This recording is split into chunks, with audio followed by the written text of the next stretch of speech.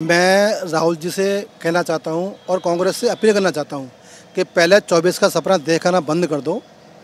पहले अपनी कांग्रेस को संभाल लो। अभी राजस्थान में कितना लट फड़ाई हो रही है पायलट और गहलोत के बीच में, उसको शांत कर लें। आपने एक राज्य का जीत लिया, आपने समझ लिया कि मैं हिंदुस्तान जीत लिया। हिंदुस्तान की जनता, हिंदुस्तान का जनमानस आपके भैका में नहीं आएगा। आप पहले अपनी कांग्रेस को संभालो। देश संभालने के लिए नरेंद्र मोदी है। एहसान खान जी, कर्नाटक में कांग्रेस की सरकार बनने के बाद और वहीं नगर निकाय चुनाव में इक्का दुक्का प्रत्याशी जिताने के बाद आम आदमी पार्टी और कांग्रेस के हौसले बुलंद हैं और दोनों पार्टियों का कहना है कि अब 2024 में मोदी सरकार जाने वाली है और गठबंधन की सरकार आएगी। वहीं कांग्रेस का कहना है कि राहुल गांधी बनेंगे प्रधानमंत्री। ये सपने हैं मोगरे लाल के। सुना है ना आपने, कहावत है कि सपने देखो मोगरे लाल के। ये सपने देखते रहें।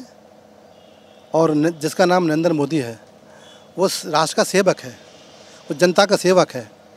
मैं तो सलाम करता हूँ भाजपा को, सलाम करता हूँ राष्ट्रीय स्वयंसेवक को, जिन्होंने एक हीरा तराश कर इस देश की गद्दी बैठाया। और ऐसा प्रधान सेवक जो 24 घंटे इस राष्ट्र के लिए, इस जनमानस के लिए और ख़ासकर उन गरीब जनता के लिए काम करता है, जो कि 70 वर्षों से परेशान थे, मजदूर थे और कहीं ना कहीं गुमनाम की ज़िंदगी जी रहे थे। और जैसे ही सत्ता में आते हैं 14 में 9 वर्ष कैसे पूरे हो गए हमें नहीं पता चला। ऐसा लगा है कि शायद अभी कल बैठे हैं, अभी बहुत टाइम बाकी है, लेकिन 9 वर्ष हो गए। उनके प्यार ने, उनकी योजनाओं ने हमें एहसास ही नहीं होने दिया कि कब समय निकल गया, कब समय चला गया। अब हमें हमारे समाज को, मुस्लिम समाज को, पसमानदा समाज को ऋण चुनाने का अवसर आ गया है।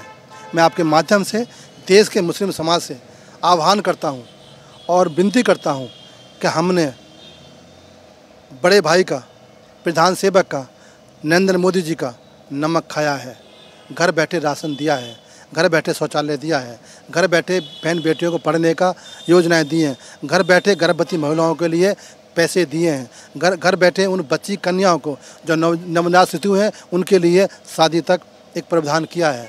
आज हम उसको ऋण चुकाने का वक्त आ गया है और मुस्लिम समाज नमक खाकर, नमक हरामी नहीं कर सकता, नमक हलाली करता है।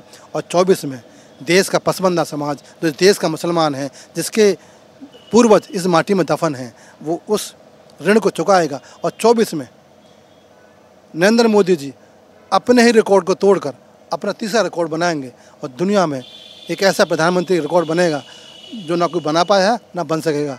तीसरी बार प्रधानमंत्री बनने के लिए हिंदुस्तान का मुसलमान आतुर है वोट देने के लिए, और वोट बटन दबाएगा और चोट करेगा, विपक्षियों के मुंह काले कर देगा। जो सपने देखने वाले हैं वो सपने देखते रहें।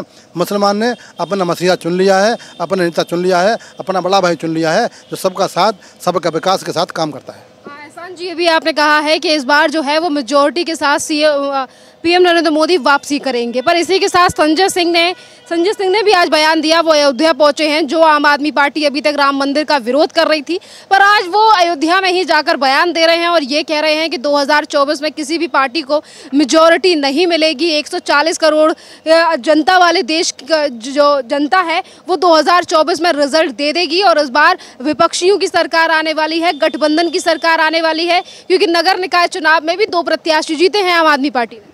मुबारक हो उनको 2% जीतने का। लेकिन जब अरविंद केजरीवाल का नाम आता है तो जहन में घृणा पैदा होती है, नफरत होती है। जिसने दिल्ली को नशा के अंदर डुबा दिया। सभी सरकारों की मुहिम है कि हमारे युवा, हमारा हिंदुस्तान का वैभव, हिंदुस्तान का भविष्य नशे से दूर रहे, परंतु केजरीवाल जी ने, उनकी सरकार ने दिल्ली को नशे में डुबा दिया। मैं इस काम की और इनके घिनौने काम की निंदा करता हूँ। और गरीबों का पैसा लूटकर शीश महल बना लिया। जो ये कहते थे कि हम छोटे मकान में रहेंगे, हम छोटी गाड़ी लेंगे, हम आधी बाजू शर्ट पहनकर घूमते हैं, परंतु पीछे कौन सा चेहरा छपा हुआ है वो दुनिया ने देख लिया है, देश ने देख लिया है। जो जनता का पैसा एक मिट्टी में मिला दिया, जो उनका हक मिलना था, गरीबों का, झुग्गी वालों का, झोंपड़ी वालों का, जो बेचारे परेशान हैं, जो दिल्ली में रहते हैं, जो मजदूरी करते हैं, जो ठेली चलाते हैं, जो रेहड़ी चलाते हैं, जो साइकिल का काम करते हैं, जो रोड पर काम करते हैं, उनकी सुध ना लेकर अपना शीश महल बना लिया। और शीश महल भी ऐसा जिसमें लागत शायद लगभग 45 बोल रहे हैं, शायद 60-70 करोड़ भी हो, 80 करोड़ भी हो, तो ये कहना उचित नहीं होगा कि कितना पैसा लगाया है, परंतु अरविंद केजरीवाल जी, अब जनता जान चुकी है, दिल्ली की जनता ने पहचान लिया है, उत्तर प्रदेश में तुम्हारा कोई वजूद नहीं है। और एक बात और कह दूं आपसे, हिंदुस्तान में 3 रत्न हैं जिसका नाम है, एक है नरेंद्र मोदी, दूसरे अमित शाह, तीसरा उत्तर प्रदेश का योगी मुख्यमंत्री जी। ऐसे रत्न हिंदुस्तान में पहले कभी ना थे और ना कभी आएंगे। इन्होंने वो काम किया है देश के लिए, देश की जनता के लिए, गरीब मजदूर इंसानों के लिए, किसानों के लिए, गरीब महिलाओं के लिए, बेटियों के लिए शायद कोई नहीं कर पाएगा। मेरे जीवन काल में ऐसे प्रधानमंत्री, ऐसे गृह मंत्री, ऐसे मुख्यमंत्री नहीं आए और नहीं आने वाले हैं। अब मेरा जीवन बहुत लंबा नहीं है, परंतु ऐसा काम कर जाएंगे जो देश की जनता और देश का जनमानस इस देश में फलेगा फूलेगा, वो काम कर जाएंगे। और मैं तो कहता हूँ, ईश्वर से प्रार्थना करता हूँ कि मोदी जी और योगी जी 100 वर्ष जिएँ और सत्ता में बैठकर इस देश की सेवा करें। एहसान जी, उत्तर प्रदेश में हम खड़े हैं, उत्तर प्रदेश से ही आप बिलोंग करते हैं और उत्तर प्रदेश से ही लोकसभा की सबसे ज़्यादा सीटें हैं, पर इन्हीं सीटों को लेकर ममता बनर्जी और अखिलेश यादव अलायंस करने की बात पे ठप्पा लगा चुके हैं और कह रहे हैं कि सबसे ज़्यादा सीटें हमारी आएंगी और सरकार भी गठबंधन की बनेगी। तो इसे कैसे देख?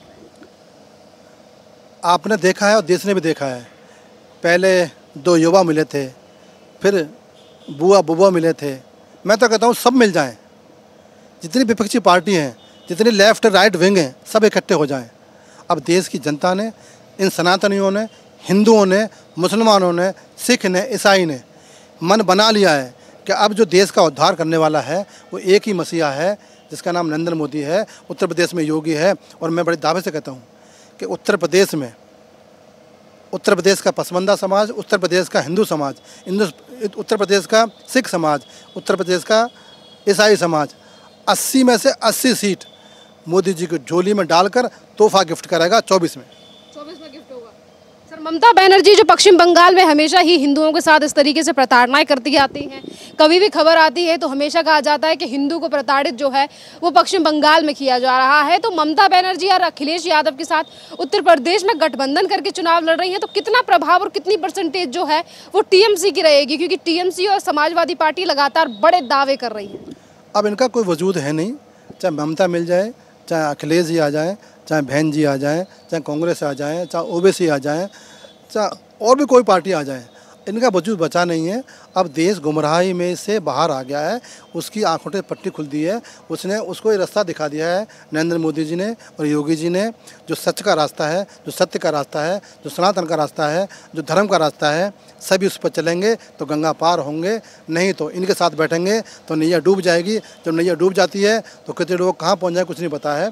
लेकिन मैं फिर कह दूँ कि अब 24 बहुत दूर नहीं है, 24 में मसीहा है, चुन चुके हैं लोग, अब बदलने वाले नहीं हैं। चाहे कितने भी गठबंधन कर लें, चाहे कितने गुमराह कर लें, चाहे कोई मौलवी आ जाए, चाहे कोई मौलाना आ जाए, चाहे कोई ओबीसी आ जाए, अब किसी गुलाम नहीं है। अब गुलामी से ऊपर आ गया मुसलमान, अब मुसलमान स्वतंत्र है। अब उसने अपने बच्चों का भविष्य और इस देश का भविष्य और स्वयं का भविष्य चुन लिया है।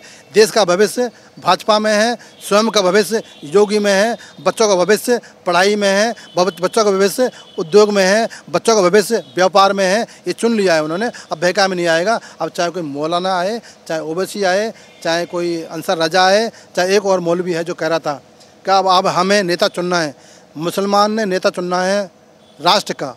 वो चाहते हैं मुसलमान अपने नेता मुसलमान चुने, लेकिन मुसलमान ने मन बना लिया है हमारा नेता होगा, वो राष्ट्र का होगा, वो राष्ट्रभक्त होगा, वो देशभक्त होगा, जिसका नाम नरेंद्र मोदी है। सर, इसी के साथ कर्नाटका की मैं फिर से बात करूंगी कि कर्नाटका में सरकार बनाने के बाद आज कांग्रेस जो है वो काफ़ी ज़्यादा बुलंदी पर है। उनके नेताओं का कहना है 24 में राहुल गांधी प्रधानमंत्री बनेंगे। तो वहीं दूसरी तरफ फिर एक बार आपसी कलह देखने के लिए मिल गया कांग्रेस में कि एक तरफ आधे कांग्रेसी कह रहे हैं कि राहुल गांधी टक्कर देंगे पीएम नरेंद्र मोदी को, वहीं कांग्रेस के नेता प्रमोद कृष्णम का कहना है कि प्रियंका वाड्रा को पीएम पद का उम्मीदवार बनाया जाए। तो दो नेताओं को लेकर कलेश है, फिर भी कांग्रेस का कहना है कि 24 में मोदी जी को मात देंगे। मैं राहुल जी से कहना चाहता हूं और कांग्रेस से अपील करना चाहता हूं कि पहले 24 का सपना देखना बंद कर दो, पहले अपनी कांग्रेस को संभाल लो। अभी राजस्थान में कितना लटफड़ाई हो रही है पायलट और गहलोत के बीच में, उसको शांत कर रहे हैं। आपने एक राज्य का जीत लिया, आपने समझ लिया कि मैं हिंदुस्तान जीत लिया। हिंदुस्तान की जनता, हिंदुस्तान का जनमानस आपके भैका में नहीं आएगा। आप पहले अपनी कांग्रेस को संभालो, देश संभालने के लिए नरेंद्र मोदी है।